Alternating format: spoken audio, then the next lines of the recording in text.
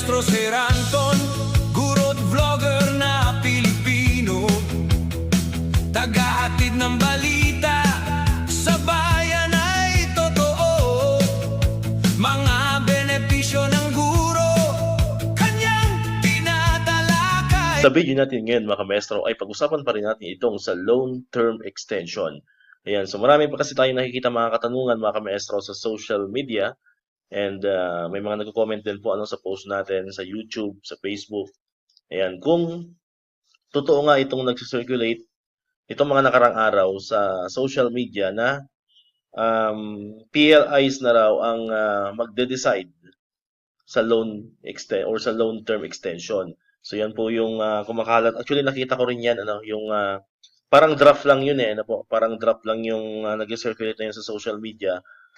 Drop ng parang isang memo na nakalagay nga doon na mga PLI na nga ang magde-decide sa atin pong loan term extension.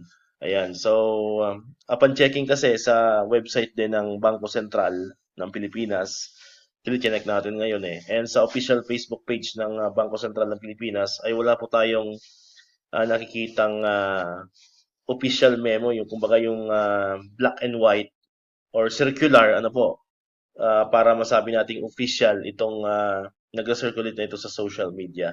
Kasi parang lang nangyari doon, parang press release lang. Then siguro may nag-share na isa, then ayun, kaya kumalat na siya sa social media, Ayan, kaya yung mga kamaestro natin siguro yung iba yung umaasa na rin na totoo na nga itong ating loan term extension. So, sa kasalukuyan po ay hindi pa natin mako-confirm na totoo na nga ba yan or applicable na nga ba yan.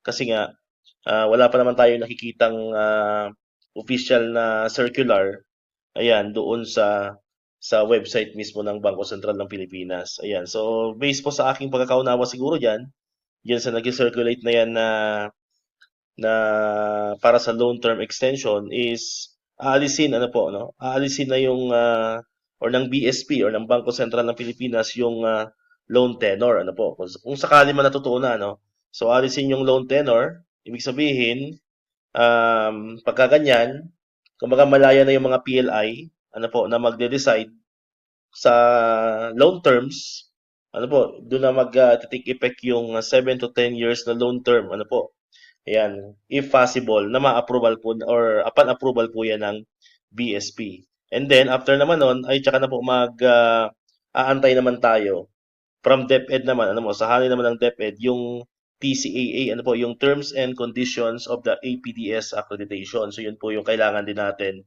from the DepEd, para masabi natin na talagang totoo na itong ating loan term extension. So, yun po, yun po yung possible na mangyari, So, mag-aantay po tayo ng TCAA, ayan, from DepEd.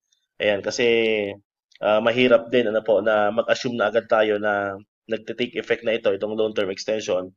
Unless na magpalabas talaga pati mismo ang DepEd ng issuances patungkol dito sa loan term extension na ito mga kamaestro. So kailangan kasi ngayon is black and white talaga, Kailangan meron tayong pagbabasehan, meron tayong hawak-hawak na papel mga kamaestro.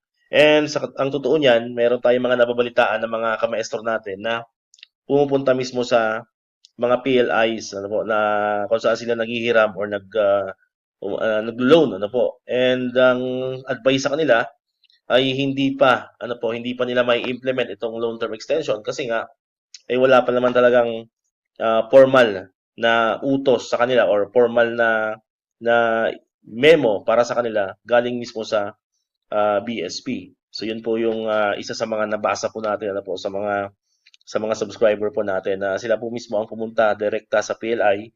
Yun nga lang ang sabi sa kanila ay hindi pa nila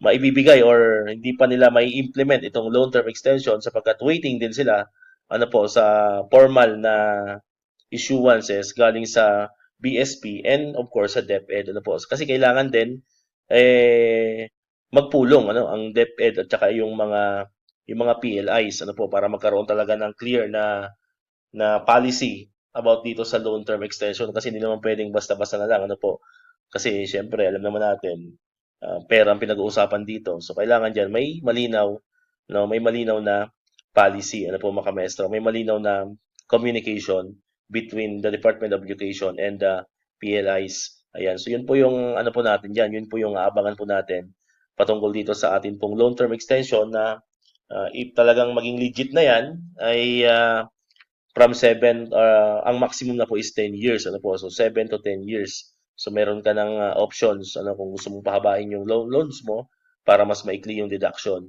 Ayan, and alam naman natin ano po, marami talaga yung mga kamestro natin na umaasa pa rin dito sa long term extension na ito kasi nga para mas kumbaga mas bumaba yung kanilang deduction and syempre mas lalaki ang kanilang take home ano po mga kamestro. Yun nga lang talagang ang magiging epekto nito is kumbaga tatagal yung utang natin. That's why, although alam ko naman makakatulong ito, ano po, in my own opinion, alam ko naman makakatulong to, malaking tulong to sa atin, especially sa mga teachers. Pero sa tingin ko, talaga ang permanent solution, ano po, ang permanent solutions talaga para sa atin is yung salary increase, ano po, yung 15K across the board salary increase. Tingin ko yun talaga yung permanent solution, ano, kasi itong utang kasi na to is, kumbaga, papahabain lang no? Lalong papahabain yung utang natin, 'di ba? So, although lalaki yung ating net lalaki, pero hahaba ng hahaba yung utang. Ika nga, sabi nga sa mga nababasa natin na hindi utang ang solusyon sa utang, 'di ba mga kamaestro? Tama ba ako? 'Di ba? Hindi utang ang solusyon sa utang. Pero for the meantime, na wala pa tayong salary increase, di pa naaprubahan yung ating di pa naging isang ganap na batas yung ating pinupush na 15K across the board increase from the group of TDC, o Teachers Dignity Coalition, pwede na nating pagtiyagaan itong long-term extension kasi kahit paano, yun nga, makakatulong ito. Pero ang may advice ko dyan, if ever magkaroon na tayo ng salary increase, if ever man maaprobahan na yon, wag ka tayong mag-loan, di ba? Para naman kahit paano, talagang mangyari na po yung minimithi natin na yung mga teachers ay kung hindi man totally mawala ng utang kasi talagang mahirap ng yung mawala ng utang talagang part na ng living natin yan eh. At least kung hindi man totally mawala, mawala na po yung mga teachers na talagang nalulubog sa utang, ano po. Nagagarnish yung mga ATM. Yun po yung talagang isa sa mga adhikain natin, ano po, especially po sa grupo natin sa TDC. Isa talaga yun sa mga adhikain natin. Maiahon yung mga teachers sa utang. Ayan, maubos yung mga teachers na lubog sa utang kahit magkautang man, at least konti na lang. And syempre, hanggang sabi ko nga, paunti-unti lang yan eh. Hindi naman yun automatic. Pag nag-salary increase, mamamagic na wala na agad tayong utang. Hindi naman siya ganon. So at least paunti-unti, hanggang sa dumating ang siguro mga 5 to 10 years, siguro targetin natin yun, no? 5 to 10 years, maganda, meron tayong target. So 5 to 10 years, zero na yung ating loans, di ba? Pag mayroon ng salary increase. Ayan. So yun po yung natin. Yun po yung pupush natin, tulungan niyo po kami diyan ano po sa hanay po ng TDC. Tulungan niyo kami mga kamaestro ano para mas marinig tayo ng ating pamahalaan dito sa sinisigaw natin na sahod na may dignidad, 15K across the board isa batas. All right, so ano ba ang comment niyo no? May mga tanong ba kayo, opinion tungkol dito sa long term extension? So you are free na mag-comment diyan sa ating comment section. Ayan, so for the meantime, dito ko natatapusin itong ating video ngayon mga kamaestro. Kung di ka man nakakapag-subscribe, click mo lang ang subscribe button dyan para ikaw yung unang nakapanood ng mga videos na ina-upload natin. Katulad ito, yung mga updates pa rin about sa long-term extension and other benefits sa mga teachers and government employees. And syempre, click mo na rin ang notification bell button para manonotify ka, always updated ka pag may mga bago tayong uploaded na videos. So muli, maraming salamat sa inyong panonood at pakikinig. Once again, El Maestro, see you on my next vlog. Bye-bye!